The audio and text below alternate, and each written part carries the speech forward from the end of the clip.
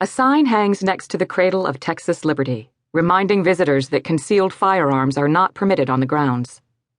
She stops and examines this as if it were new to her, although the sign has been posted for several years now. "Don't bring your gun to the Alamo," she intones, to see how it sounds out loud, then laughs, startling a little boy. "Mama, that lady is talking to herself. Mama!" Don't bring your gun to the Alamo. A nice phrase, but it doesn't make the cut.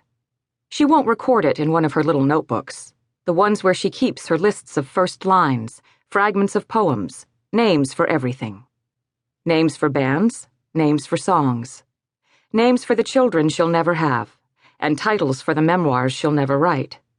Although her story packs some shock value, even in these jaded times. Oprah would need a whole week to get it all in.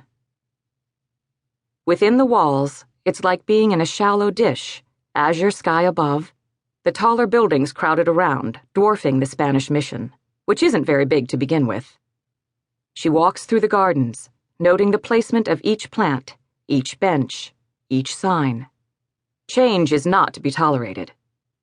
She picks up a cup with a little electric blue raspajuice inside and drops it in the trash, as fastidious in her own way as the Alamo's keepers, the Daughters of the Republic of Texas. It is a shrine, and not only to Texas Liberty. A shrine to her, to them. She even brings the same breakfast every time: 2 barbacoa tacos, coffee, an elephant ear, and the Sunday paper. She gets the pastry, while the tacos are for him, her own holy ghost.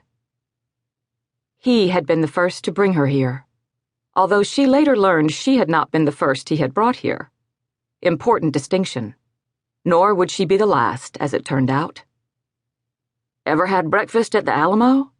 he had asked her that first morning when they finally pulled away from each other, eyes bright, bodies limp, the cheap pearls of her broken necklace rolling beneath them, pressing into their flesh, so her skin was beaded like the white gown she had worn earlier.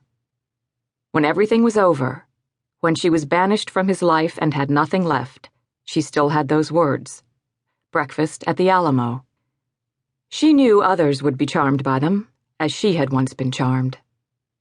And she began to see how a former lover's tricks could be appropriated and turned against him. It was only a matter of time before the two of them showed up one Sunday with different, unwitting partners.